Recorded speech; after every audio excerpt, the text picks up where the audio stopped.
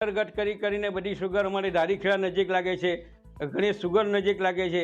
તો અમે આ પ્રમાણે આજે વર્ષોથી અમે માર ખાતા આવ્યા અને પછી અમને જે સાલ અમે 12,000 ટન શેરડી ચણઠાણ સુગરને આપવી પડી. જો ગણેશ સુગર જો અમને જો પૂરતા ભાવ આપ્યા હતે તો અમારે ત્યાં ચણતાવટી જવું નહીં પડતું એમ. એટલે આવી રીતે બધો અન્યાય થતો છે. એટલે આજે અમે ઉગ્ર આંદોલન પણ કરીશું અહીં ગાડી. અને મેં આ રુદ્રપુરી દ્વારા લામ અને રોપાણ થઈને 12 એકર શેરડી હમણાં મારી ઊભી છે. તો હવે મારે કઈ સુગરને આપવું? અને મેં આ સિવાય મેં કોઈ બીજી સુગરને નોંધી નથી, અને જે નોંધેલી છે તે તેને આપવાની એ જવાબદારીઓ મળી છે. જ્યાં નોંધી છે તો અમે આપવું, પણ જ્યાં નોંધી જ નથી તેને અટકાવે એ ખોટી વાત છે. જો સુગરને બચાવવાનો પ્રયત્ન કરતા હોય તો તમે આ ખેડૂતોને પૂરતો ભાવ આપો, જેથી કરીને ખેડૂતોને અન્ય કોઈ સુગરના પગથિયા અને દરવાજા ખટખટાવવા ન પડે.